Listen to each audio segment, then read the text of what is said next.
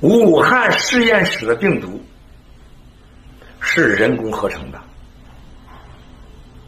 啊，明确的说，这个病毒不是来自咱们人工合成的，等同于生化武器，是1月初内部已经决定。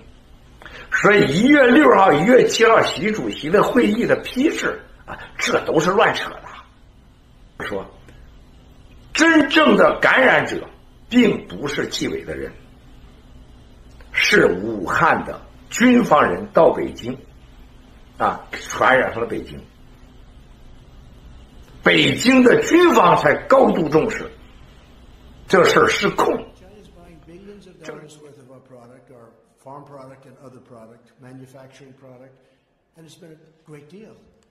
But then we noticed a virus, and it's not acceptable what happened.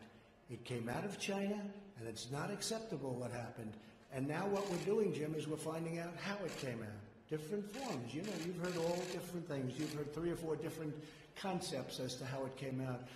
We should have the answer to that in the not-too-distant future, and that will determine a lot how I feel about China. We're looking at exactly where it came from, who it came from, how it happened, separately and also scientifically. So we're going to be able to find it. And my question is, have you seen anything at this point that gives you a high degree of confidence that the Wuhan Institute of Virology was the origin of this virus? Yes, I have.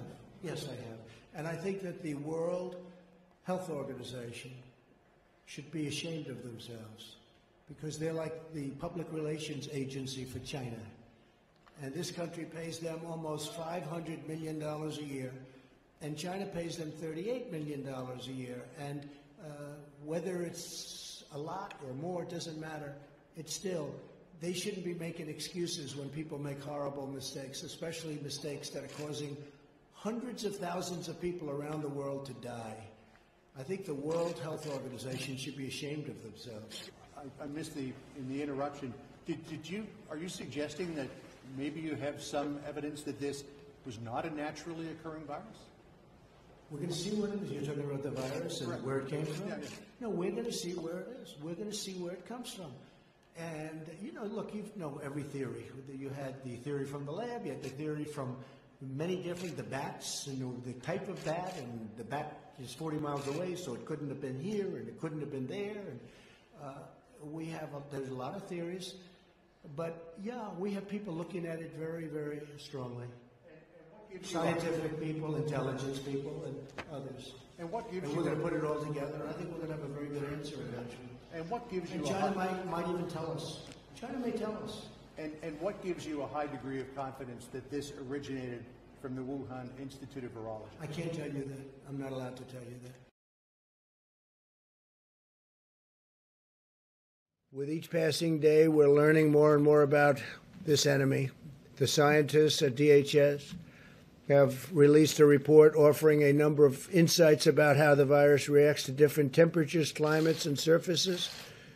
The findings confirm that the virus survives better in colder and drier environments and does less well in warmer and more humid environments. I have to say that very excitingly, we're going to have somebody up.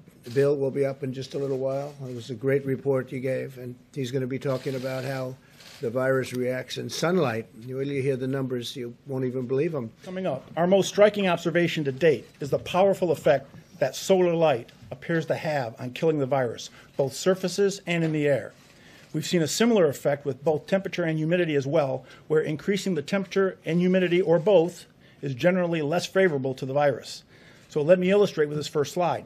If you look to the right, you'll see that term half-life with a bunch of timestamps on there.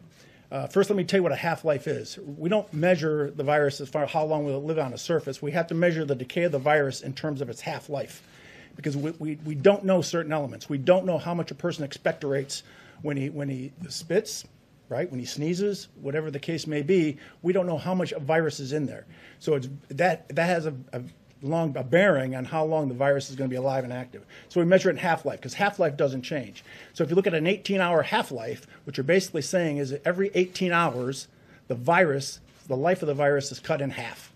So if you start with 1,000 particles of the virus, in 18 hours you're down to 500. In 18 hours after that, you're down to 250, and so on and so forth. That's important as I explain the rest of the chart. If you look at the first 3 lines, when you see the word surface, we're talking about non-porous surfaces, door handles, stainless steel. And if you look at as the temperature increases and as the humidity increases, with no sun involved, you can see how drastically the half-life goes down on that virus. So the virus is dying at a much more rapid pace just from exposure to higher temperatures and just from exposure to humidity. If you look at the 4th line, you inject the sunlight into that, you inject UV rays into that. The same effects on line 2 at 70 to 75 degrees with 80% humidity on the surface, and look at line 4, but now you inject the sun, the half-life goes from 6 hours to 2 minutes. That's how much of an impact the UV rays has on the virus. The last 2 lines are aerosols. What does it do in the air? We have a very unique capability. I was discussing this with the president prior to coming out. He wanted me to convey it to you on how we do this. I believe we're the only lab in the country that has this capability. But if you can imagine a Home Depot bucket, a 5-gallon Home Depot bucket, we're able to take a particle, and this was developed and designed by our folks at the NBAC. We're able to take a particle of the virus and suspend it in the air inside of this drum and hit it with various temperatures, various humidity levels, multiple different kinds of environmental conditions to include sunlight. And we're able to measure the decay of that virus while it's suspended in the air. This is how we do our aerosol testing. We worked with Johns Hopkins Applied Physics Lab, and we actually developed a larger drum to do actually more testing, and it's 4 times the size of that. So this is the capability that we bring to this effort. So in summary, within the conditions we've tested to date, the virus in droplets of saliva survives best in indoors and dry conditions. The virus does not survive as well in droplets of saliva, and that's important because a lot of testing being done is not necessarily being done, number 1, with the COVID-19 virus, and number 2, in saliva or respiratory fluids. And thirdly, the virus dies the quickest in the presence of direct sunlight under these conditions. And when you look at that chart, look at the aerosol as you breathe it. You put it in a room, 70 to 75 degrees, 20% humidity, low humidity. The half-life is about an hour. But you get outside and it cuts down to a minute and a half. Very significant difference when it gets hit with UV rays. Mr. President, while there are many, we're also testing disinfectants readily available. We've tested bleach. We've tested isopropyl alcohol on the virus, specifically in saliva or in respiratory fluids. And I can tell you that bleach will kill the virus in 5 minutes. Isopropyl alcohol will kill the virus in 30 seconds, and that's with no manipulation, no rubbing, just spraying it on and leaving it go. You rub it and it goes away even faster. We're also looking at other disinfectants, specifically looking at the COVID-19 virus in saliva. This is not the end of our work as we continue to characterize this virus and integrate our findings into practical applications to mitigate exposure and transmission.